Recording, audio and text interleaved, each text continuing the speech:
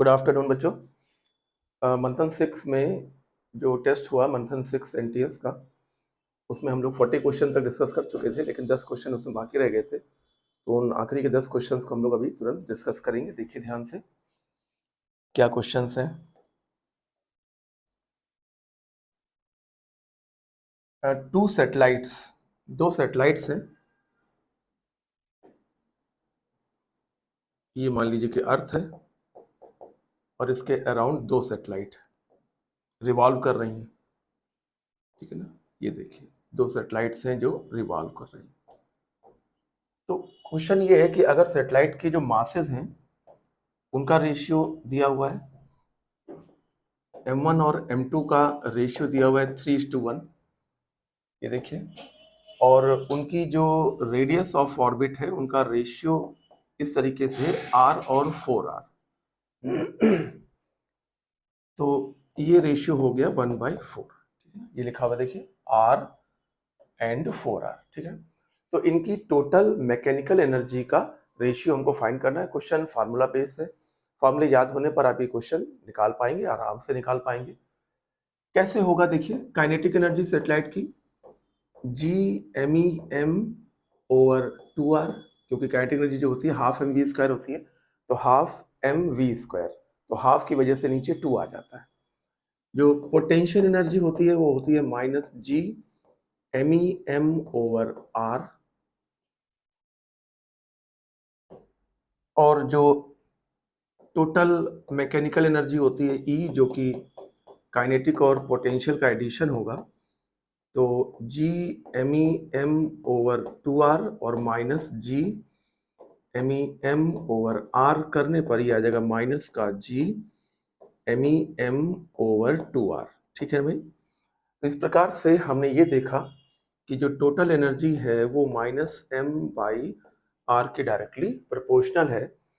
तो इस आधार पर हम ये कह सकते हैं कि E1 और E2 का जो रेशियो होगा वो M1/M2 और R2/R1 होगा। M1/M2 3:1 और R2/R1 will be equal to 4, क्योंकि R1/R2 is equal to 1/4, so R2/R1 will be equal to 4, so this will be equal to 12, ठीक है ना। तो ऑप्शन आपका होगा 4th, 12:1। क्वेश्चन फार्मूला बेस्ड है, अच्छा क्वेश्चन है, आता रहता है बीच बीच में एग्जाम्स में। अगला क्वेश्चन कह रहे हैं कि अगर G_R³ के इनवर्सली प्रोपोर्शनल हो तो सैटेलाइट का टाइम पीरियड R पर कैसे डिपेंड करेगा।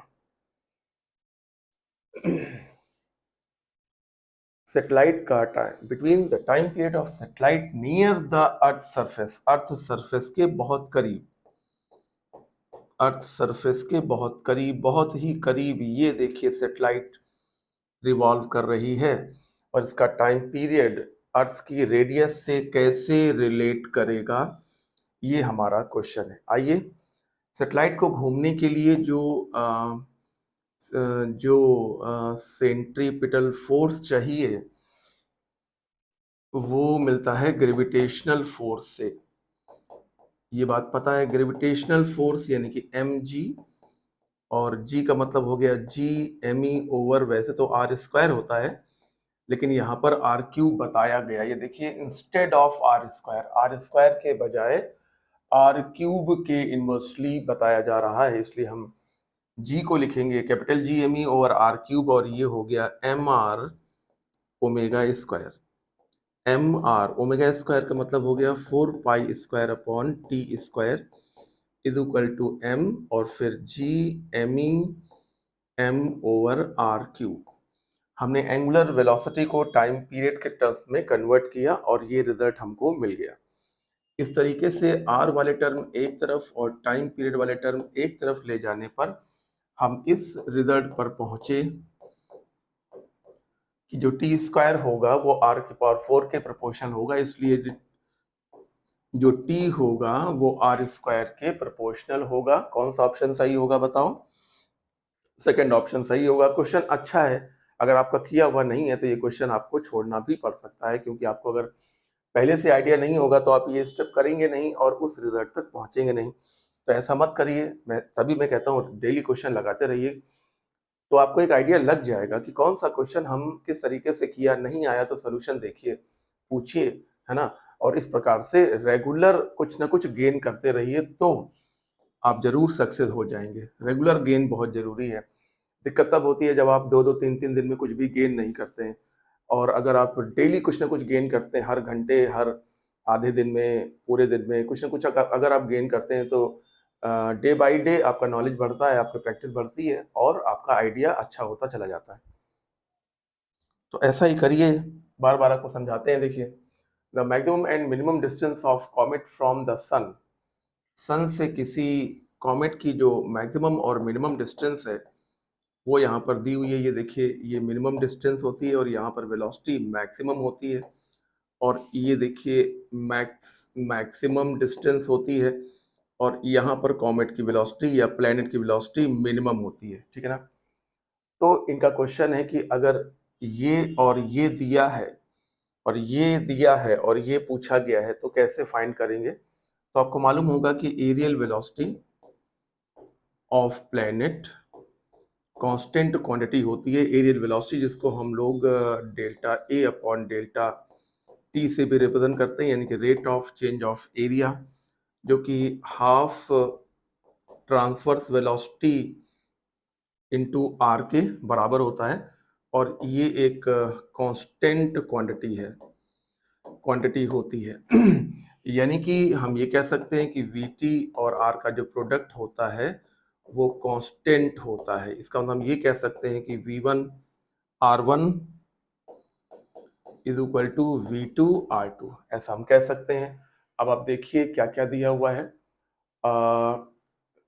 V1 ओके, ये है मिनिमम और ये है मैक्सिमम, और इनकी वेलोसिटीज हैं 60, और दूसरी वेलोसिटी हमको फाइंड करनी है। तो आइए V1 की जगह पर रखें वैल्यू 60, और मिनिमम डिस्टेंस 8 इंटू 10⁻12, ठीक है भाई।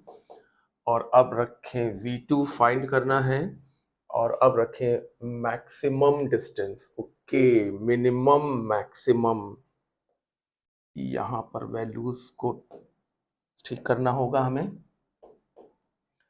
देखिए V1 है 60, और हाँ, मैक्सिमम वेलोसिटी 60 है, और मिनिमम दूरी R1 जो है वो है 1.6 इंटू 10⁻12, 10⁻12, और ये है 8 इंटू 10⁻12, ठीक है ना? ये देखिए, मिनिमम दूरी, मैक्सिमम वेलोसिटी, और ये मैक्सिमम दूरी और मिनिमम वेलोसिटी, ये जो प्रोडक्ट होता है वो कांस्टेंट होता है। क्वेश्चन अच्छा है, फॉर्मूला बेस है, 10⁻12 कैंसिल हो जाएगा, और 60 इंटू 1.6 अपॉन 8 आएगा, यानी कि 60 इंटू 0.2, यानी कि 12 मीटर पर सेकेंड। तो वैसा मैंने कहा था कि जब डिस्टेंस मैक्सिमम होगा तो वेलोसिटी मिनिमम होगी, जिसकी वैल्यू है 12 मीटर पर सेकेंड। क्वेश्चन अच्छा है आपके लिए, बिल्कुल इंपॉर्टेंट क्वेश्चन। आगे चलते हैं भाई।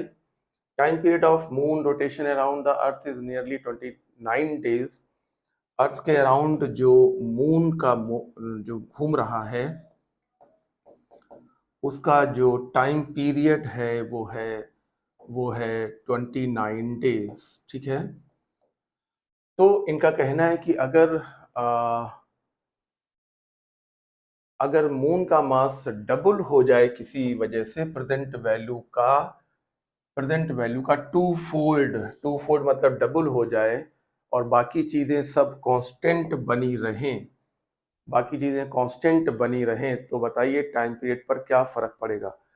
अब आप ये समझ लीजिए कि जो ऑर्बिटल वेलोसिटी होती है वो सैटेलाइट के मास पर डिपेंड नहीं करती है, इसलिए टाइम पीरियड भी सैटेलाइट के मास पर डिपेंड नहीं करेगा। यानी कि अगर मून का मास डबल भी हो जाए तो भी उसका टाइम पीरियड पुराने के बराबर ही रहेगा। तो पहले टाइम पीरियड 29 डेज था, तो बाद वाला टाइम पीरियड भी 29 डेज ही रहेगा, ठीक है ना? ऑप्शन कौन सा होगा? Fourth option.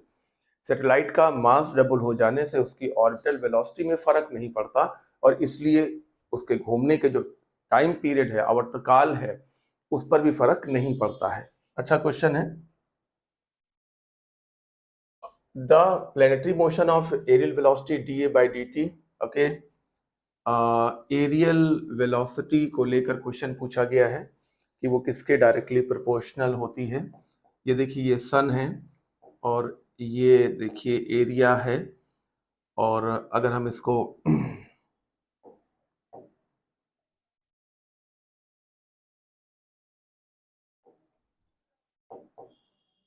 ये देखिए, ये आपका ऑर्बिट है और ये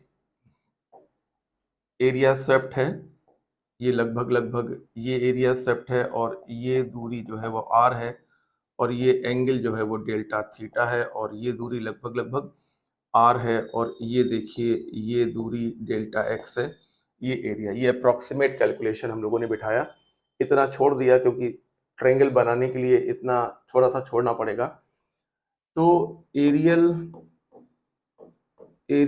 वेलोसिटी जो कि delta A upon delta T है, तो एरिया आप क्या जानते हैं, 1/2 बेस इनटू हाइट, ठीक है ना, और अपॉन डेल्टा टी। अभी यहाँ पर ये समझने की कोशिश करिए कि delta theta angle is equal to arc length upon radius, इसलिए जो आर्क की लेंथ होगी वो आर डेल्टा थीटा लिखी जा सकती है। तो इसको हमने अपने एरियल वेलोसिटी के फॉर्मूले पे जाके पुट करना है। तो 1/2 डेल्टा एक्स की जगह पर आर डेल्टा थीटा, और फिर ये वाला आर और ये वाला डेल्टा टी, ठीक है ना। हमने किया है क्या कि हमने डेल्टा एक्स को आर डेल्टा थीटा इसलिए लिख दिया क्योंकि हम ऑप्शन देख रहे हैं, और ऑप्शन में हमको एंगुलर वेलोसिटी दिखाई पड़ रही है, इसलिए हमको एंगल लाना पड़ेगा जिससे हम एंगुलर वेलोसिटी तक पहुंच पाए। तो ये देखिए फॉर्मूला आ गया। इसका मतलब है कि जो एरियल वेलोसिटी है वो प्रोपोर्शनल है आर स्क्वायर ओमेगा के, ठीक है ना। तो आपका कौन सा आंसर सही होगा? नो, नो, नहीं, बिल्कुल नहीं, ये बिल्कुल सही, ये तो बिल्कुल नहीं, ठीक है ना। तो आपका ऑप्शन थर्ड होगा। अगर आपको फॉर्मूले पता होंगे तो आप ये सब कर लेंगे।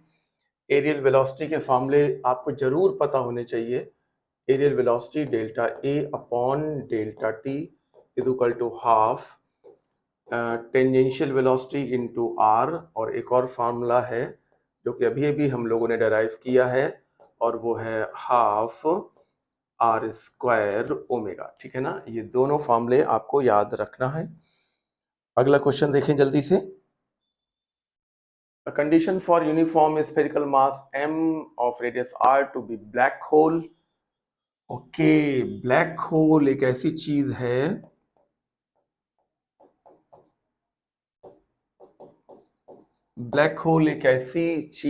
जो किसी भी ऑब्जेक्ट को अपने अंदर से बाहर नहीं आने देती और बाहर वाली चीजों को अंदर खींच लेती है। यानी कि इसके लिए जो एस्केप वेलोसिटी होनी चाहिए वो वेलोसिटी ऑफ लाइट से भी ज़्यादा होनी चाहिए, या वेलोसिटी ऑफ लाइट के बराबर होनी चाहिए, क्योंकि किसी भी ऑब्जेक्ट की वेलोसिटी लाइट की वेलोसिटी से ज़्यादा नहीं हो सकती। तो अगर इसके वेलोसिटी लाइट की वेलोसिटी से भी ज़्यादा होगी तो प्रकाश भी वहाँ से बाहर नहीं आ पाएगा, यानी कि फोटोन भी वहाँ से बाहर नहीं आ पाएगा। तो आप अब सही ऑप्शन का चुनाव करिए। इसके वेलोसिटी का फॉर्मूला आपको पता होगा, 2gme/r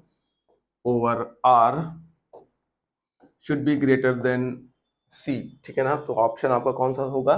थर्ड ऑप्शन सही होगा। पावर हाफ लगा हुआ है यानी कि अंडर रूट लगा हुआ है, थर्ड ऑप्शन आपका बिल्कुल सही होगा। अच्छा क्वेश्चन है, मैं आपको कहूँगा ब्लैक होल को लेकर पिछले 3 सालों में 2 बार क्वेश्चन आ चुका है, इसलिए इस कॉन्सेप्ट को आप जरूर ठीक से समझ लीजिए। ये रहा black hole, good black hole होने का कॉन्सेप्ट। एक अच्छा ब्लैक होल वो होता है जो बड़े बड़े प्लैनेट्स को तो खैर खा ही जाता है, यहाँ तक कि प्रकाश भी उसके बगल से निकले तो फोटानों को भी खा जाता है, मतलब अपने अंदर निगल लेता है, अपने अंदर समा लेता है, जाने नहीं देता। तो एक ऐसा ब्लैक होल जो प्रकाश के फोटानों को भी न जाने दे, उससे अच्छा ब्लैक होल पॉसिबल नहीं है। और बिग बैंग थ्योरी कहती है और तमाम सारी थ्योरीज कहती हैं कि ये ब्लैक होल से ही हैं जो ब्रह्मांड को चला रहे हैं। बड़े बड़े स्टार और बड़े बड़े प्लैनेटरी सिस्टम, बड़ी बड़ी गैलेक्सीज ब्लैक होल के अराउंड घूम रही हैं, ठीक है ना, और उन्हीं की वजह से ब्रह्मांड सुचारू रूप से चल रहा है।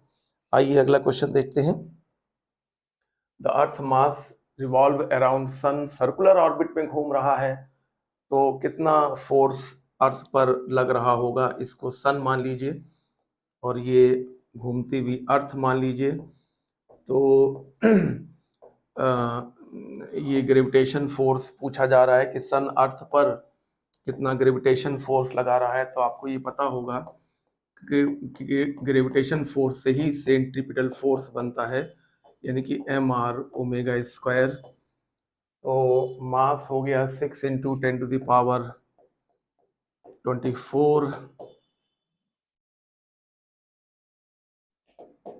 5 × 10⁸ किलोमीटर को मीटर में कन्वर्ट करिए और एंगुलर वेलोसिटी का स्क्वायर करके लिखिए।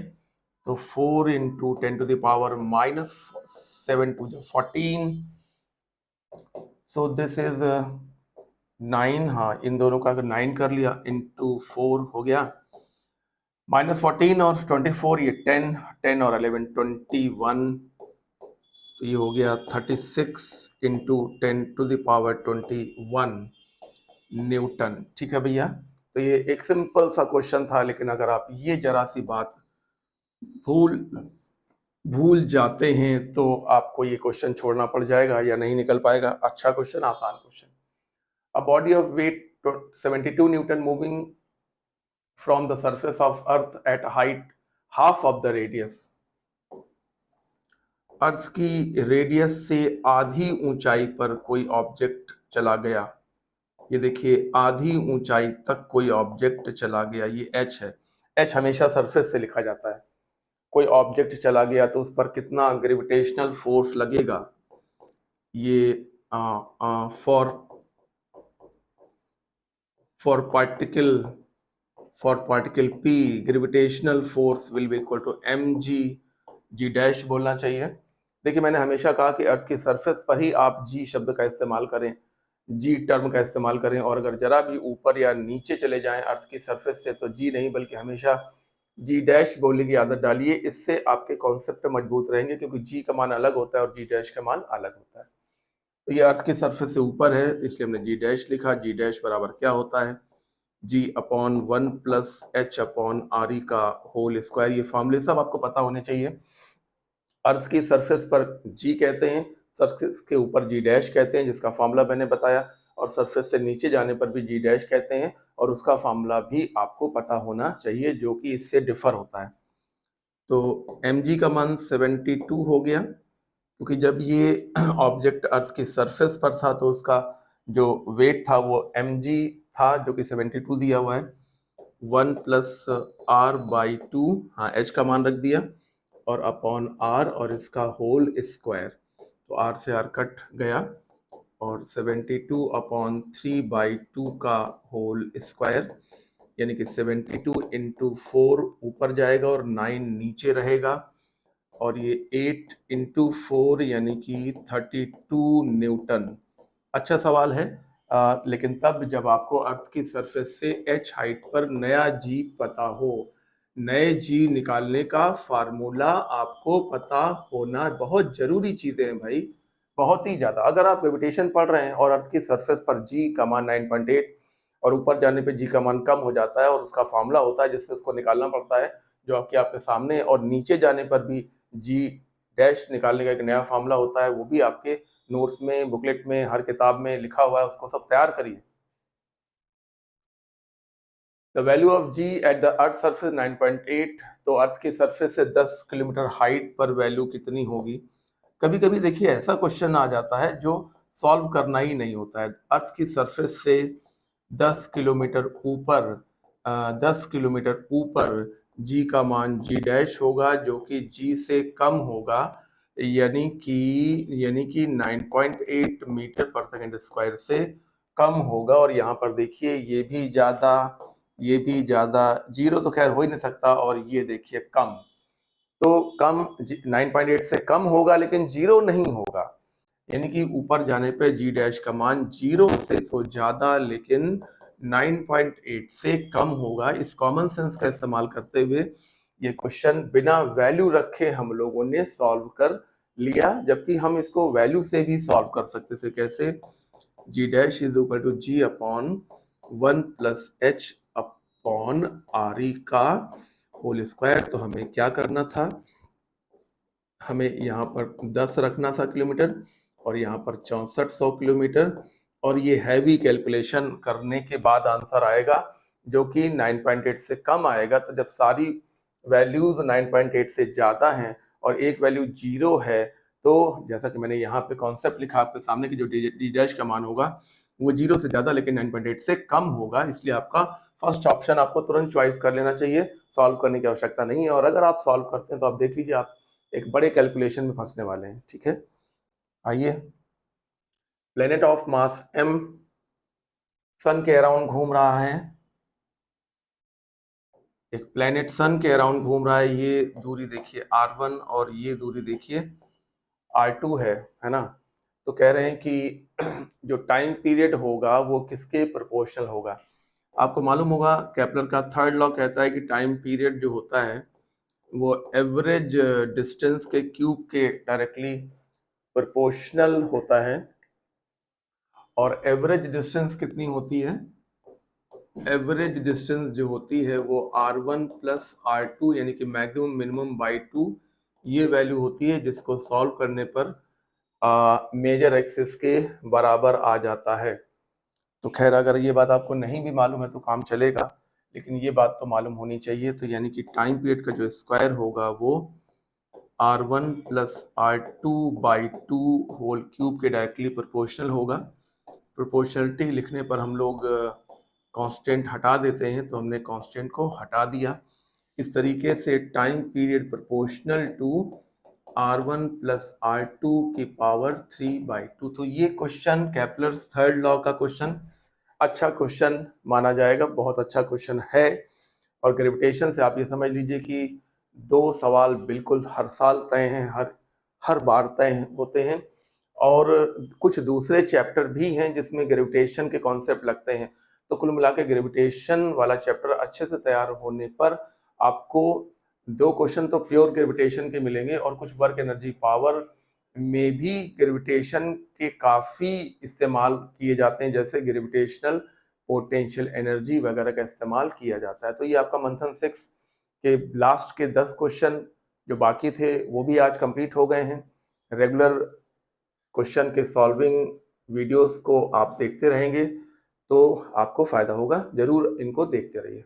चलिए।